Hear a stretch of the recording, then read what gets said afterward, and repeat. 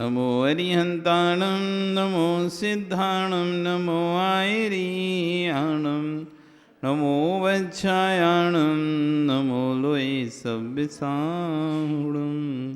बोले अनंत अनंत से परमेष्टि भगवानी की, आदिर आदिनाथ भगवानी की, वर्तमान शासन महावीर भगवानी की, आचार्य वादिराज सूरी महाराज की, आचार्य विश्व सागर जी महाराज की, अहिंसा में विश्व धर्म की।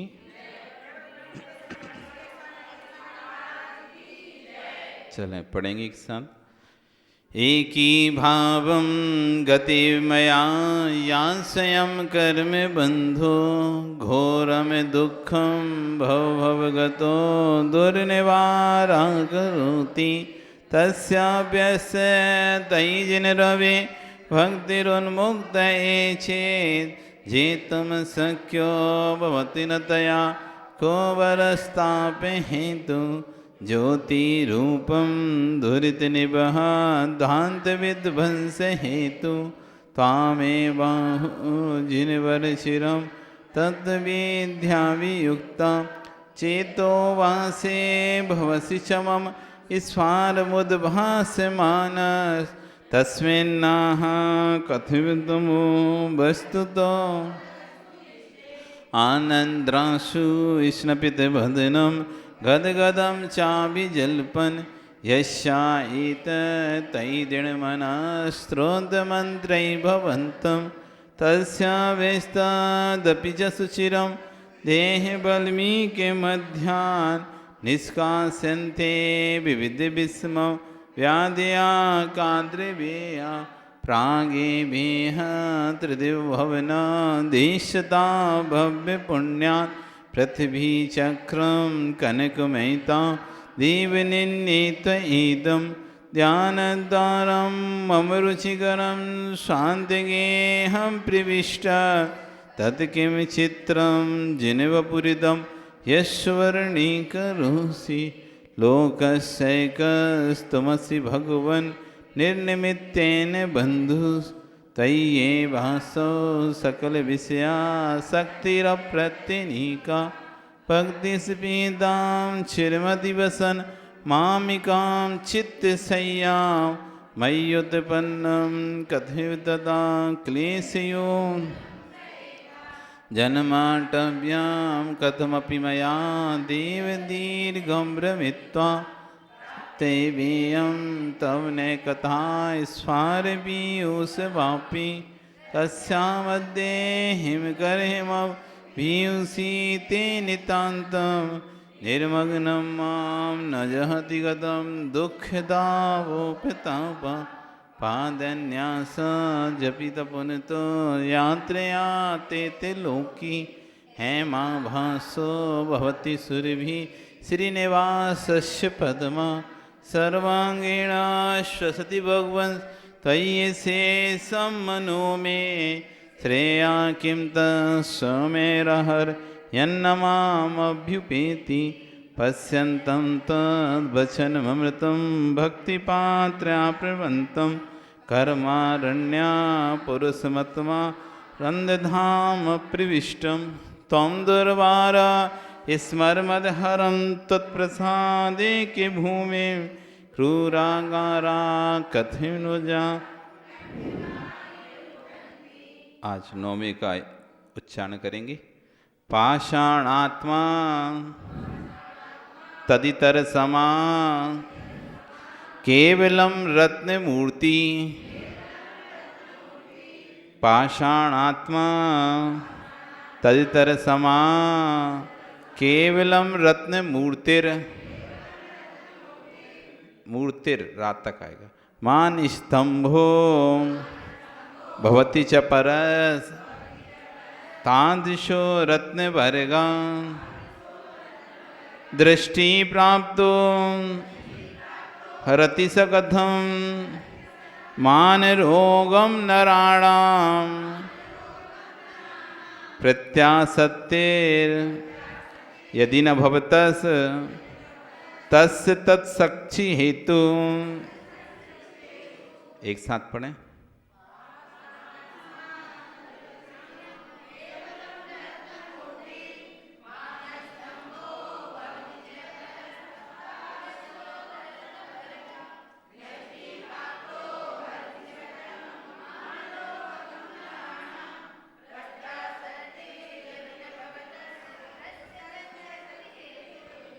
यहाँ पर आचार्य भगवान वादिराज सूरी महाराज बहुत अच्छी बात यहाँ पर कह रहे हैं। प्रभु की महिमा का वर्णन कर रहे हैं। प्रभु की महिमा अपरंपार, कोई भी इसकी महिमा को नहीं जान सकता। तो आज इसी बात की कह रहे हैं, पाषाण आत्मा तदितर समा। विख्यात है भगवान, जब आपके समुक्षण में कोई व्यक्ति प्रवेश करता है तो सबसे पहले मान स्तंभ का दर्शन होता है। मान स्तंभ मतलब आप सोच रहे कोई बड़ा सा वो आ गया, उसका नाम मान स्तंभ भी क्यों रखा? और कुछ भी तो नाम रख सकते थे, खम्मा बोल सकते थे, एक बड़ा सा खम्मा ही तो है, पिलर बोल सकते। मान स्तंभ जो कि मान को स्तंभित कर दे। स्तंभित समझते हो? जैसे पहले खेलते थे स्टैचू, तो स्टैचू किया तो व्यक्ति जैसा था, जिस अवस्था में है वैसा हो जाता है। ऐसी जिसका मान जहां था वो वहीं स्तंभित हो गया। जो मान फैल रहा था, बढ़ रहा था, वो मान स्तंभ को देखते ही स्तंभित हो गया। भगवान महावीर स्वामी की 65 दिन तक दिव्य ध्वनि नहीं खिली। 65 दिन तक दिव्य ध्वनि नहीं खिली। पूरी सभा में हाहाकार हो रहा था। क्या बात है, महामुनिराज, महातीर्थंकर, परमेष्टि, इनकी दिव्य ध्वनि नहीं खिल रही। एक सामान्य मुनि भी यदि सभा में बैठा और कुछ ना बोले तो सभा में हलचल हो जाती है। क्यों नहीं बोल रहे, क्यों नहीं बोल रहे? लोग सुनने आए और कोई बोले ना। और फिर तो तीर्थंकर जैसा अरिहंत परमेष्टि, जो कि जिसका शासन चलना है आगे, वो बैठा हुआ है मौन। दिव्य ध्वनि खिली नहीं रही। लोग रोज इसी आस में कि अब खिलेगी, अब खिलेगी, अब खिलेगी, ऐसे करते करते 65 दिन निकल गए, लेकिन भगवान तो मौन। वैसी तो 72 वर्ष की उम्र, उसमें 30 वर्ष तो घर में निकल गए थे, 12 वर्ष तपस्या में निकल गए, 42 वर्ष तो वैसे निकल गए थे, बचे थे 30 वर्ष मात्र बचे थे, उसमें से ही 65 दिन, एक एक दिन कीमती। भगवान की वाणी का एक एक दिन कीमती था, उसमें से ही 65 दिन निकल गए। दिव्य ध्वनि नहीं खिल रही। सौदन को चिंता हुई, क्या बात है, क्यों नहीं खिल रही? अवधि ज्ञान से जाना, सभा में गणधर का अभाव है।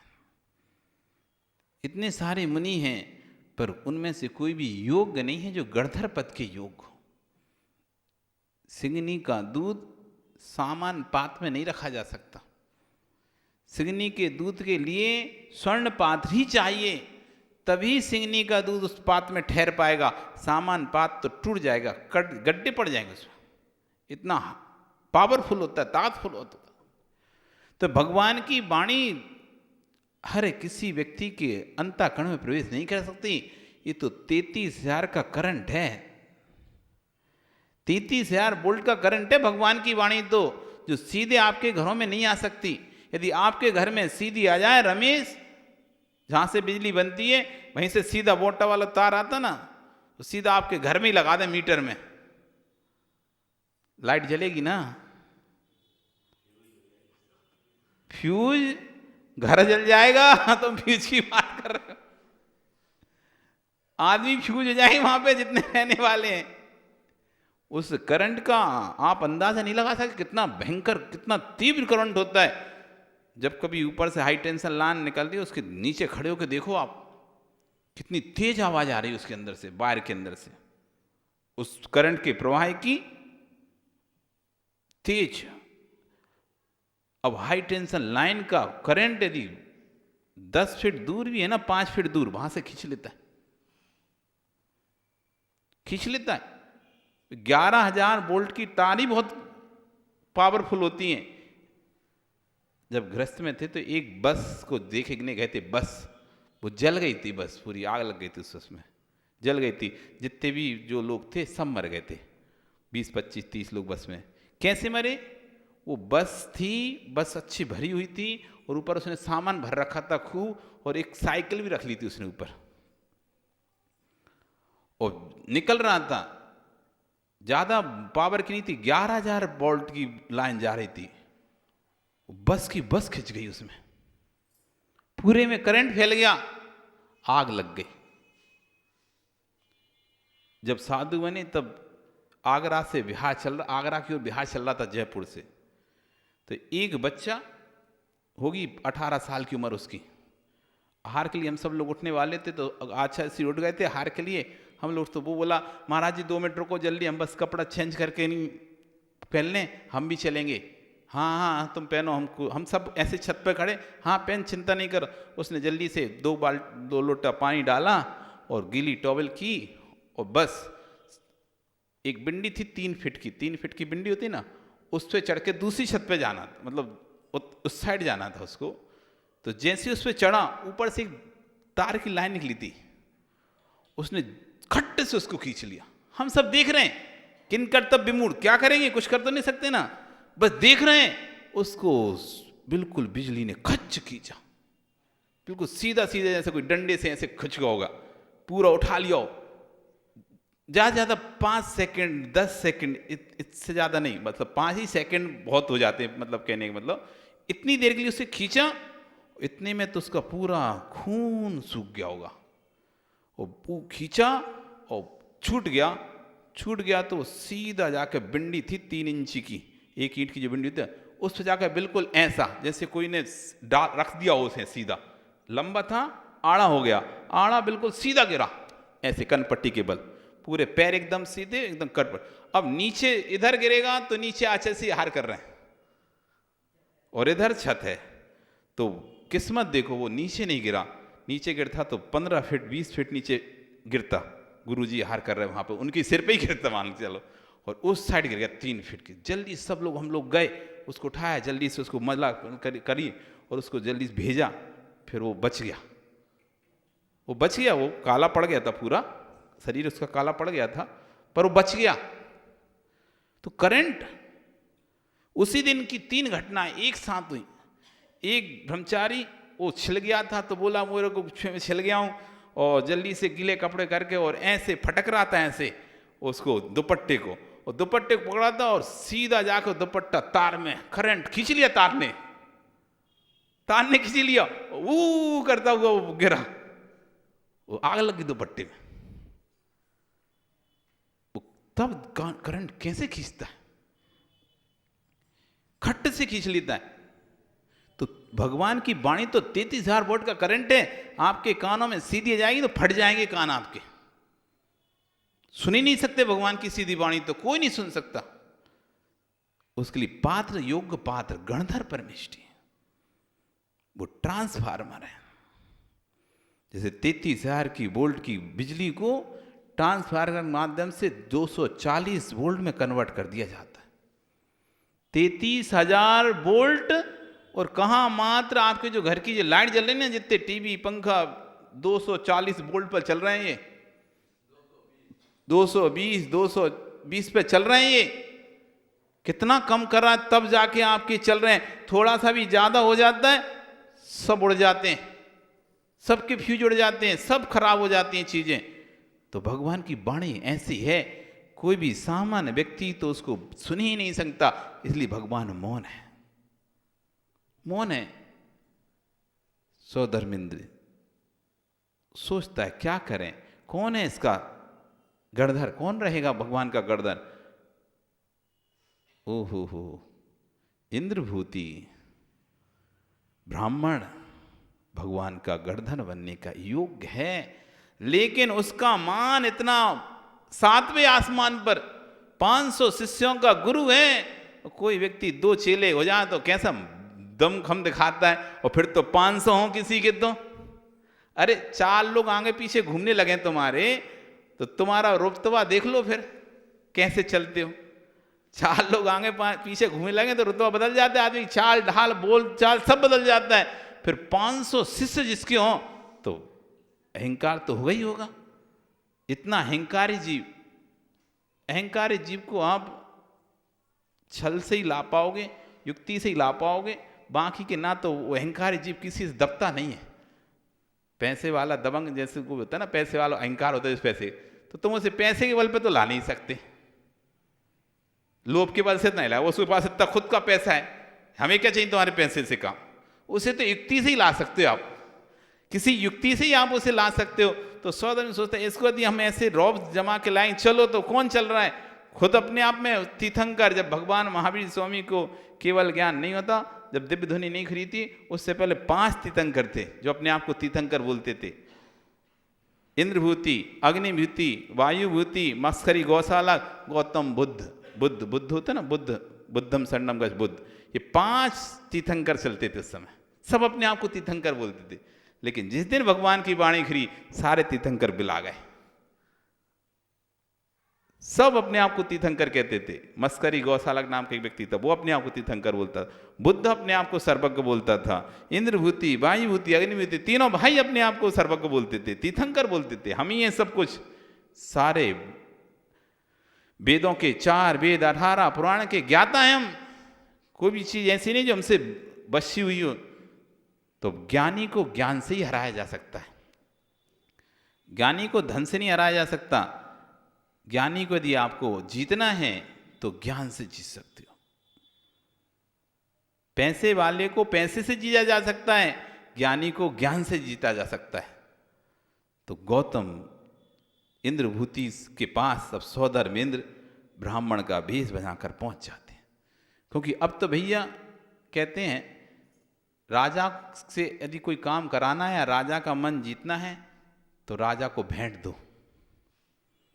क्षत्रिय से काम कराना है, क्षत्रिय को अपनी कन्या दो।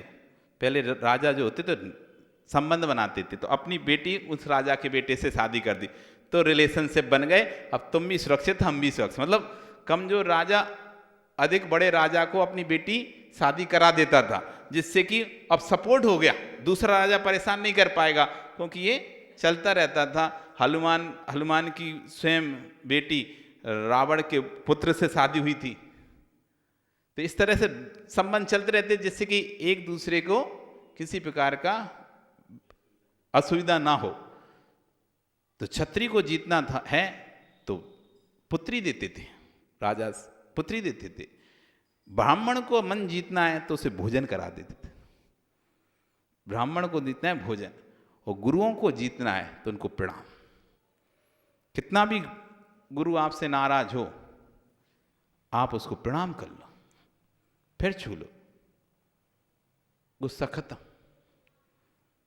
गुरु को जीतने का बस एक ही है, आप उसे धन से नहीं जीत सकते, किसी नहीं जीत सकते, प्रणाम नमस्कार ही जीत सकता है। तो अब गौतम गणधर एक अपने 500 शिष्यों का गुरु है, ऐसे कैसे कोई छोटा मोटा व्यक्ति। तो वृद्ध ब्राह्मण का भेष बनाकर पहुंच गए। आप महान हैं, आपके देखो कितने 500 शिष्य हैं, आपका ज्ञान तो चारों ओर फैल रहा है, आपके ज्ञान का तो कोई पारावार नहीं है। अब इतनी क्या प्रशंसा करी, वे तो और फूल गए अनुभूति तो। अरे शिष्यों के सामने कोई गुरु की प्रशंसा कर दे, अभी आज आके 4 लोग आके प्रशंसा करें आपके गुरु की शिष्यों के साथ, तो वहाँ यार देखो तो ये 4 लोग हमारी प्रशंसा कर रहा है। हाँ क्या बात है ब्राह्मण जी, क्या चाहिए आपको? मेरे जैसा ज्ञानी है भी नहीं है, वैसे ही सही बोल रहे तुम, कोई नहीं है। हाँ आपके जैसा ज्ञानी कोई नहीं है, पर मुझे एक जिज्ञासा है। मेरे गुरु ने मुझे एक श्लोक पढ़ाया था, उस श्लोक का अर्थ में विस्मित हो गया हूं। अब उनकी सभा तो बहुत दूर है, अब मैं वृद्ध कैसे उनकी सभा में जाऊंगा। सोचा कि आपका नाम बहुत दूर दूर तक फैला हुआ है, आपसे पूछ ले रहा। अब 500 शिष्यों के सामने बेदो, हाँ पूछो क्या पूछना है। कौन सा ऐसा शब्द है जिसका अर्थ मैं नहीं जानता हूं, कौन सा श्लोक अर्थ है जिसको मैं बता नहीं सकता हूं, कौन सी ऐसी सूक्ति है पंक्ति है जिसको मैं बोल नहीं सकता हूं। 4 वेद 18 पुराण सबको जानता हूं, पूछो क्या। आप बता तो देंगे ना। अब 500 शिष्य भी देख रहे हैं गुरुजी क्या कहते हैं। हाँ हाँ क्यों नहीं बताएंगे, बता देंगे, तुम बताओ बताओ क्या है, बस सोच लीजिए, बताना पड़ेगा। हाँ बता देंगे, बोलो। ठीक है। त्रैकाल्यम द्रव्य सटकम नवपद सहितम जीव सटकायलेस्याम पंचान्ने चास्तिकाया व्रत समिति ज्ञान चारित्र भेदा। बस रुको रुको, क्या बोल रहे तुम? त्रैकाल्यम 3 काल, षट द्रव्यम 6 द्रव्य, नवपद सहितम जीव 9 पदार्थ सहित जीव, 5 अस्तिकाय, 5 समिति, 5 व्रत, 5 क्या है ये? अब वो तो इंद्रभूति के 18 पुराण 4 वेद में आज तक उसने कुछ पढ़ा ही नहीं था कि 6 लेस्याएं क्या होती हैं, 5 अस्तिकाएं क्या होते हैं, 9 पदार्थ क्या होते हैं, 6 द्रव्य क्या होते हैं, 3 काल क्या होते हैं। अब उसका तो दिमाग घूम गया।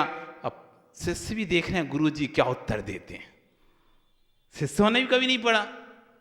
अब गुरु जी भी कह रहे इतने शिष्यों के बीच में यदि मैं कह दूं हमें तो नहीं आता इसका, बड़ी बेइज्जती हो जाएगी, बड़ी बेइज्जती हो जाएगी। नहीं ऐसे कैसे कह दें कि नहीं आता, अब क्या करें? पर अब सामने तो व्यक्ति ने तो प्रश्न रख दिया है, अब उत्तर भी देना पड़ेगा। या तो ये कहो कि आता नहीं है या फिर उत्तर दो। अब वो कहते हैं क्या करें इसका उपाय? अरे ये तो तुम क्या, हम तो तुम्हारे गुरु को बताएंगे इसका अर्थ। तो ये छोटे मोटे क्या चीज पूछते हैं? कौन है तुम्हारा गुरु, किसने पूछा था ये प्रश्न? चलो हम उसी को उत्तर देते हैं। हाँ चलो ना, हम तो यही चाह रहे थे, तुम चलो, मन में सोचता है चलो। 500 शिष्यों के साथ इंद्रभूति चले जाते हैं और जैसे ही वहां पहुंचते हैं विपुलाचल पर्वत पर, ओ 500 धनुष ऊपर, 5000 धनुष ऊपर भगवान की सभा लगी हुई है। कहां है तुम्हारे गुरु की सभा? वो देखो वो लगी है, इतनी ऊपर। हाँ इतनी ऊपर कैसे जाएंगे? वो सीढ़ियां हैं, इतनी सीढ़ियां, हो इतनी सीढ़ियां, 20,000 सीढ़ी। कितनी सीढ़ी? पर चढ़ने में समय नहीं लगेगा स्वामी, पलक झपकते ही यहां 20,000 सीढ़ी चढ़ जाएंगे।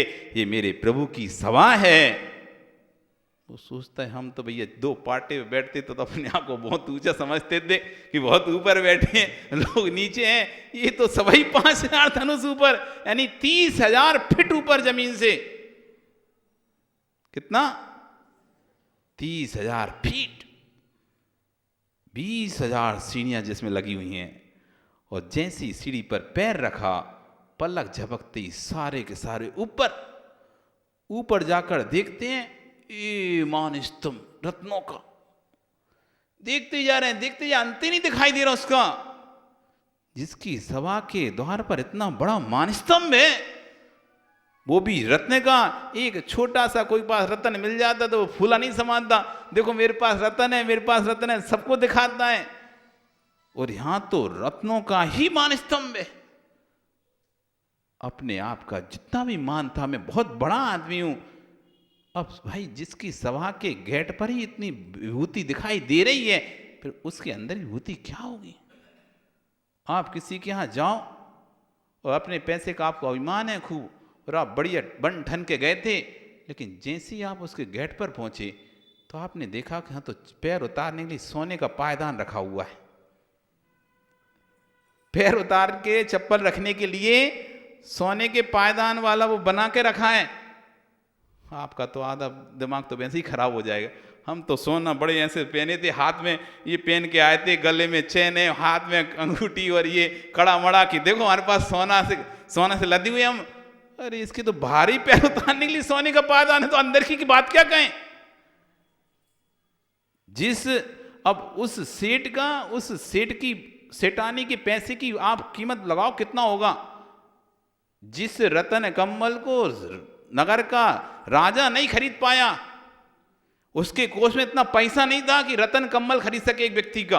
अब सोचो, राजकोष तो कितना बड़ा राजकोष होता है, पर राजकोष में भी इतनी राशि नहीं थी जो रतन कम्बल खरीद सके। वो चाहता था मैं रानी को गिफ्ट करूं रतन कम्बल ओढ़ने के लिए, साल कम्बल, पर इतना धन नहीं है राजा के राजकोष में वो कम्बल खरीद सके। एक सेठानी उस कम्बल को खरीदती है। वो खरीदती है ओढ़ने के लिए नहीं, अपने बेटे को पहनने के लिए, जूती बनाने के लिए, पैर की जूती बनाने के लिए वो कम्बल खरीदा उसने। अब सोचो, जिसने अपने बेटे को पैर की जूती बनाने के लिए कम्बल खरीदा हो, उसके पास संपत्ति का क्या पारावार होगा। जिसको राजा नहीं खरीद पा रहा है, जबकि रानी को देने ओढ़ने के लिए, देने के लिए, मतलब जिस कम्बल जिस उपयोग में होता है ना ओढ़ने के लिए, उसके लिए नहीं खरीद पा रहा है, वो सेठानी ने पैर की जूती बनवाने के लिए उस कम्बल को खरीदा है। तो जिसके द्वार पर इतना बड़ा मान स्तंभ है रत्नों का, देखते ही सारा मान स्तंभित हो गया। मैं क्या एक छोटी सी सभा, उसमें बैठे अपने आप को बड़ा महान समझता था। सभा तो ये होती, इसे कहते हैं सभा। अरे हम छोटा सा काम करते हैं, अरे हमने बहुत अच्छी शादी करी, बहुत अच्छी शादी करी, अरे बहुत अच्छी शादी करी थी हमने, लेकिन जब आप कोई ऐसी शादी में जाते हैं, अरे इसके आगे तो अपनी कोई नहीं थी भैया। जैसे हम कह रहे थे हमने बहुत अच्छी शादी करी, ये तो कुछ ही नहीं है उसके आगे, तो मतलब अपने आगे अपना कुछ ही नहीं, इसके आगे तो अपन ने जितना खर्चा उसमें किया होगा पूरी शादी में, इतना तो इस व्यक्ति ने एक सजावट में कर दिया है, सजावट में कर दिया है। तो उसका मान स्तंभित हो गया, मान गलित हो गया। अब तो दर्शन करना पड़ेगा, कौन है प्रभु जिनकी वचन सभा ही जब इतनी बड़ी है तो अंदर का वैभव क्या होगा। देखते जा रहे हैं, पहली पृथ्वी, दूसरी पृथ्वी, तीसरी, चौथी, पांचवी, छठवीं, सातवीं भूमि तक चारों तरफ स्वर्णमयी पाषाण, रत्नमयी पाषाण, सब कुछ सोना और रत्नों का है, सोने और रत्नों का है। देखते देखते पूरा एकदम बन खत्म हो गया। और जैसी भगवान के मुख्य श्री मंडा सभा में प्रवेश किया, ओहो, रत्न जड़ित 3 घटियों पर रत्न जड़ित सिंहासन, जिसकी आभा ऐसी लग रही जैसे कि उद्याचल पर कोई सूर्य ही निकल रहा हो, इतनी प्रवास से प्रफुल्लित वो सिंहासन। अशोक वृक्ष ऐसा लग रहा है जैसे कि कोई सूर्य की प्रभा को रोक रहा हो उसको। 3 छत्र मस्तक पर रत्नमयी ऐसे लग रहे थे जैसे 3 लोक के स्वामी के इंगित कर रहे हैं, यही है 3 लोक के स्वामी। 64 चमर ऐसे लग रहे हैं जैसे कोई पर्वत से सफेद झरने बह रहे हो। वो पुष्प, कुंद, कमेली, चमेली के पुष्प ऐसे गिर रहे हैं जैसे कि कोई हीरे मोती रत्नों की वर्षा हो रही। चारों तरफ देवों का जय जयकार, जय जय नाच चल रहा है, दुंदुभी बाजे चल रहे हैं। धन्नो प्रभु, धन्नो प्रभु, धन्नो प्रभु। चारों तरफ देवों की सभाएं लगी हुई हैं, 12 सभाएं लगी हुई हैं। वो वैभव देखकर तो उसका तो भैया सब कुछ मिथ्या था, विगलित हो गया। और वो तो धन्य प्रभु, यही है सच्चा धर्म। और केस लॉन्च कर भी तो बैठ गए, 500 के 500 सभी के सभी केस लॉन्च कर बैठ गए। इधर वायु भूति को पता चलता है कि हमारे इंद्रभूति भाई को तो वो नाथ पुत्र, नाथ वंश था ना, भगवान महावीर स्वामी का नाथ वंश था, उस नाथ पुत्र ने बंदी बना लिया है और अपने यहाँ कपड़े फिकवा कर नंगा करके बिठा दिया है। मैं जाऊंगा, छुड़ा कर लाऊंगा अपने 500 भाइयों को, उस अपने भाई को, उनके शिष्यों को, और वो भी अपने 500 शिष्यों के साथ जाते हैं, करूंगा साथ साथ जीतने। लेकिन जैसे वो भी पहुंचते हैं, मान स्तंभित होकर, मान गलत हुआ और उनके भी केस लॉन्च होकर वे भी बैठ गए। वायु भूति को पता चलता है मेरे दोनों भाइयों को माया से वहाँ पर रोक लिया है, मैं जाता हूँ छुड़ाने के लिए। वो भी अपने 500 शिष्यों के साथ जाता है और वही मान स्तंभ को देखकर उसका मान गलित हो जाता है और वो भी वहीं जाकर केस लंचन करके बैठ जाता है। एक दिन में 1503 शिष्य भगवान को प्राप्त हुए थे। एक गुरु पूर्णिमा थी जब एक दिन में 1503 शिष्य भगवान को प्राप्त हुए। उसके बाद फिर जब गौतम गणधर ने को रिद्धियां प्राप्त हुई, तेसर भगवान की दिव्य ध्वनि खिलना प्रारंभ हो गई। वहीं से वीर शासन जयंती प्रारंभ हो गई। इसी बात को आचार्य भगवान यहां कह रहे हैं, पाषाण आत्मा तदितर समा। हे भगवान, मुझे समझ में नहीं आया, पाषाण आत्मा, पाषाण का जो पत्थर है उसी के समान तो आपका मानस्तंभ है। जैसे और मानस्तंभ होते हैं, पाषाण के पत्थर के मानस्तंभ होते हैं, वैसे ही आपका मानस्तंभ था। पर उसको हमारे जो पत्थर के और उसको देखते तो कोई मान तो गलत होते नहीं हमारा। जैसे आपका मान स्तंभ है वैसे और भी मान स्तंभ है, पर उनको देखकर तो मान गलत नहीं होता किसी का, क्योंकि वो भी रतन भी पाषाण ही है, सामान पत्थर भी पाषाण ही है, पर उससे तो मान गलत नहीं होता। पाषाण आत्मा तदिसर समा, ये पाषाण से बना मान स्तंभ भी अन्य पाषाण के समान ही है, पर इससे मान गलत तो नहीं होता। केवलम रत्न मूर्ति, यदि कोई कहे वो मणियों का मान स्तंभ था इसलिए रत्न गलत हो रहा है, मणियों का मान स्तंभ है, ये तो सामान पत्थर है, लेकिन वो पत्थर किसका है? रत्न मणि, रत्न मूर्ति, रत्नों का मूर्ति है, उसके अंदर रत्नों से जड़ा हुआ है। तो कह रहे हैं तादृशो रत्न वर्गा, ऐसे रत्नों के वर्ग तो बहुत दिखाई देते हैं, पर उनको देखने से कहीं मान स्तंभ मान गलत नहीं होता। यदि कोई कहे कि रत्नों का था इसलिए मान गलत हुआ, तो भाई रत्न के ढेर तो कई खदानें दिख जाती हैं तो लोगों के मान गलत नहीं होते, ये तो कोई वो नहीं हुआ। पाषाण का मान स्तंभ अन्य पाषाण के समान ही था, लेकिन मान गलत नहीं हुआ। रत्नों का कहे कि रत्नों का था, तो कह रहे थे रत्नों के ढेर तो बहुत सारे हैं, उनको देखने पर भी मान गलत नहीं होता। फिर कारण क्या है? दृष्टि प्राप्त हरति स कथम, जैसी दृष्टि पड़ती है मान स्तंभ पर हरण हो जाता है। कथम, कैसे? मान रोगम नराणाम, मनुष्यों का मान रूपी रोग तुरंत नष्ट हो जाता है। जैसी आपके मान स्तंभ पर दृष्टि पड़ती है तो मनुष्यों का नराणाम, मनुष्यों का मान रोगम, मान रूपी रोग हरति, हरण को प्राप्त हो जाता है। कारण क्या है? कथम, कैसे होता है? बड़े सोच विचार कर मुझे तो बस एक ही बात समझ में आ रही, भगवान इतना मैंने देखा कि और मान स्तंभों से तो कोई फर्क नहीं पड़ रहा, रत्नों से कहो तो रत्न के ढेर भी बहुत देख लिए, लेकिन उससे भी मान गलत नहीं होता। फिर आखिर क्या कारण है जो व्यक्ति का मान गलत हो रहा है? क्या कारण हो सकता है? क्या कारण हो सकता है? पित्या सत्तिर यदि न भवत तस् तस् ना शक्ति हेतु, उस मान स्तंभ में जो मान गलत करने की शक्ति आई है उसका बस एक ही कारण है प्रभु, आपकी निकटता। वो मान स्तंभ आपके निकट में है, इसलिए उस मान स्तंभ में वो शक्ति आ चुकी है कि वो लोगों के मान को हरण कर रहा है। पत्थर तो और भी हैं, लेकिन वो आपके व्यक्ति के मान को हरण नहीं कर रहे हैं, क्योंकि वो आपके निकट नहीं है, ये आपके समोषण के निकट है, आपकी गंधकुटी के पास में है। आपकी प्रभाव के कारण, आपके केवल ज्ञान के कारण उस मान स्तंभ में वो शक्ति है जो मान को हरण कर रहा है। बाकी तो मान स्तंभ तो पत्थर का था, उसमें तो कोई शक्ति थी नहीं।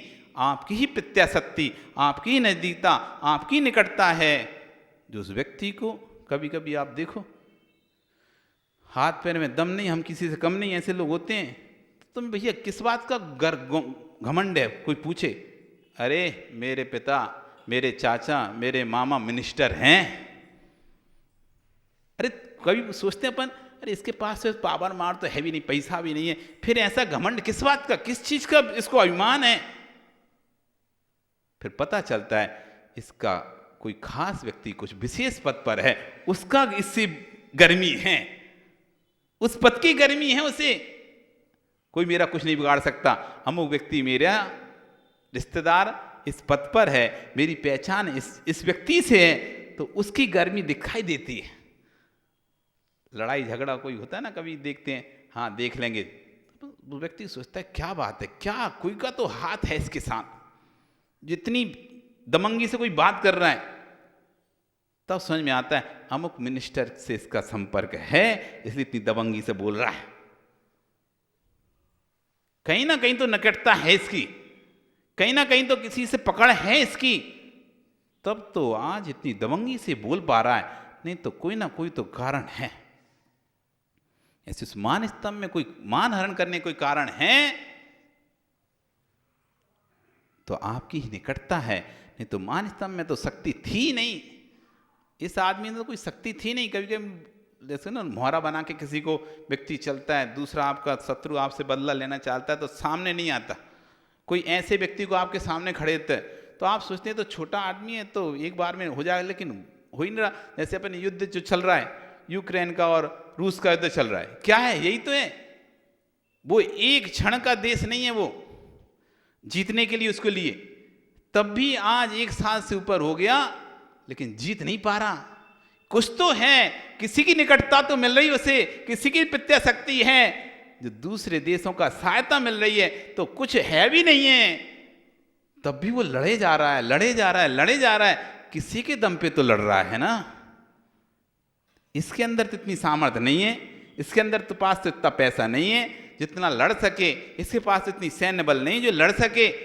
प्रत्याशक्ति किसी की तो ताकत मिल रही है इसे, तब जाकर ये इतने लंबे समय तक युद्ध को लड़ रहा है। तब खोज चलती, पता चलता है और दूसरे देशों का सहयोग इसको मिल रहा है, इसलिए इसको अभी तक युद्ध चल रहा है। यदि सहयोग नहीं मिलता तो कब का खत्म हो गया होता, कब की बात खत्म हो चुकी होती। लेकिन प्रत्याशक्ति ऐसी मान स्तंभ को आपकी निकटता है, ये बिल्कुल पक्का हो गया। नहीं तो ऐसे मान स्तंभ तो हम बहुत भी देखे, उनसे तो कभी मान का हरण नहीं हुआ। ऐसे रत्नों को भी हमने बहुत देखा, उनसे ही मान का हरण नहीं हुआ। अब तो पक्का सिद्ध है आपकी निकटता है, इसलिए मान स्तंभ वो ताकत आ गई है, वो शक्ति जो चमत्कार आ गया है कि लोग जैसे इसे देखते हैं उनका मान हरण हो जाता है। बाकी और कुछ भी इसका कारण नहीं है, बस प्रभु आप जिसके निकट होते हैं। अब कहना क्या चाहते हैं, मूलभूत बात समझो। आप जिसके निकट होते हैं उसके अंदर वो शक्ति आ जाती है कि लोगों के मान को, क्या हर चीज को जीत लेता है। कोई भी ऐसी वस्तु नहीं है, कोई भी ऐसी वस्तु नहीं जिसे वो प्राप्त नहीं कर सकता है, बस आप उसके निकट होना चाहिए। जिसने आपको से अपनी निकटता बढ़ा ली है, जिसने आपसे अपनी नजदीकियां बढ़ा ली हैं, अब उस व्यक्ति के लिए कोई भी कार्य कठिन नहीं है, वो सबके मन को जीत सकता है। आप जिसके पास हैं, आप जिसके निकट हैं, आप जिसके करीब हैं, उससे अब किसी से डरने की जरूरत नहीं है। ये कह रहे हैं ये कुष्ठ मुष्ठ रोग, अरे मैंने तो आपको अपने हृदय में बना लिया ना, तब तो मेरे निकट हो गए आप। जब एक मान स्तंभ से थोड़े कितनी दूर पर भी आप रहते हैं तो मान स्तंभ में चमत्कार हो जाने शुरू हो जाते हैं, वो मान स्तंभ चमत्कार पैदा हो जाता है। फिर तो मैंने आपको अपने हृदय के निकट कर लिया है, हृदय में बसा लिया है, हृदय में स्थान दे दिया है। अब मेरे अंदर चमत्कार हो नहीं हो ऐसा हो ही नहीं सकता, नियम से होंगे। यही तो आपका महत्व है, यही तो आपकी महिमा है। इस तरह बादीराम सूरी ने 9 नंबर के श्लोक में भगवान की महत्ता, उनकी निकटता से क्या चमत्कार होते हैं। इसलिए महावीर जी चिंता नहीं करो, जितने भगवान के निकट आओगे ना उतने परिणाम निर्मल होते चले जाएंगे।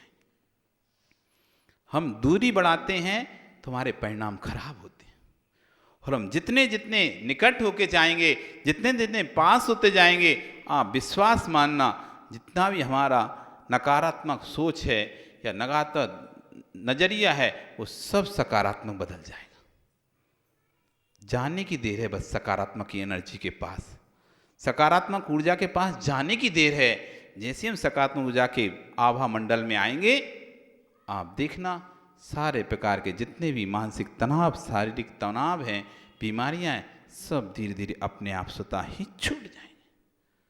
बस हम दूरी बना के रखें, वो दूरी हमारे अंदर चमत्कार पैदा नहीं होने दे रही। जिस दिन नज़दीकता जाएगी आप देखना आपके अंदर चमत्कार होंगे।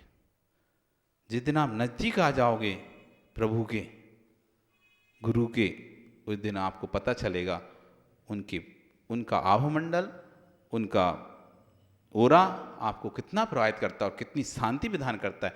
अभी आप दूर हैं तो दूरी में आपको समझ में नहीं आ रहा, नज़दीक आओ।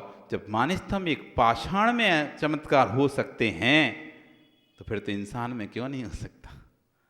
एक अचेतन, जब एक अचेतन में इतनी शक्ति आ सकती है तो फिर चेतन में क्यों शक्ति नहीं आएगी? अवश्य आएगी। जब अचेतन प्रभावित हो रहा है तो चेतन तो प्रभावित होगा ही होगा, इसमें कोई भी बड़ी बात नहीं है। तभी तो भगवान के संरक्षण में जन्मजात बैरी भी जैसी पहुंचते हैं वे भी मित्र बनकर रह बैठ जाते हैं। सिंह गाय एक साथ, सांप नेवला एक साथ भगवान के संरक्षण में, इसलिए तो उनकी सभा का नाम है समव शरण, जहाँ पर सभी को समान रूप से शरण है मिलती है। कोई भेदभाव नहीं, अमीर का, गरीब का, राजा का, रंक का, देव का, मनुष्य का, त्रियंश का, कोई भेदभाव नहीं। सबको समान रूप से वहाँ पर स्थान मिलता है, सबकी समान रूप से व्यवस्था वहाँ पर रहती है। इसलिए उस सभा का नाम है समव शरण सभा। जब भगवान की सभा लगती है तो सभी जीव अपने आप परिणाम सबके निर्मल हो जाते हैं। ऐसी बस आप जितना जल्दी भगवान के निकट आएंगे, पास आएंगे, नज़दीक आएंगे तो आपके परिणाम निर्मल होंगे। आपका समय हो गया, कल फिर आओगे। पर्याय रही तो पुनः कल फिर अगला बहुत सुंदर इसमें श्लोक आने वाला है, उसकी चर्चा करेंगे। यहाँ पर किसी ने इसका पद्यानुवाद किया, बहुत सुंदर था। पत्थर निर्मित अन्य पत्थरों जैसा मान स्तंभ महा, कहो रत्न में तो उस जैसा रत्नों का ही ढेर रहा। दर्शन भर से भय मानव का, मान रोग क्यों हरता है। जो आपके यहाँ मान स्तंभ है ना, दर्शन मान से क्यों हर लेता है, मान रोग क्यों हरता है। यदि न निकटता उसे आपकी, बल देती तो क्या करता। यदि आपकी निकटता उसको बल नहीं देती तो क्या कर सकता था मान स्तंभ, कुछ भी नहीं कर सकता था। आपकी निकटता उसको बल दे रही है, ताकत दे रही, शक्ति दे रही कि वो देखते ही मात्र से लोगों के मान को हल लेता है। बोली भगवान महावीर स्वामी की जनवाणी स्तुति के लिए सभी अपने स्थान पर खड़े हो जाएंगे। जावाणी के ज्ञान ते सूझे लोकालोक, सोवाणी मस्तके नमो सदा देते हूँ धो। हे जिन वाणी भारती तो हे जपो दिन रैन, जो तेरा शरणा गही सो पावे सुख चैन, सो पावे सुख चैन। देव भजू अरिहंत पद, गुरु सेव्यो निर्ग्रंथ।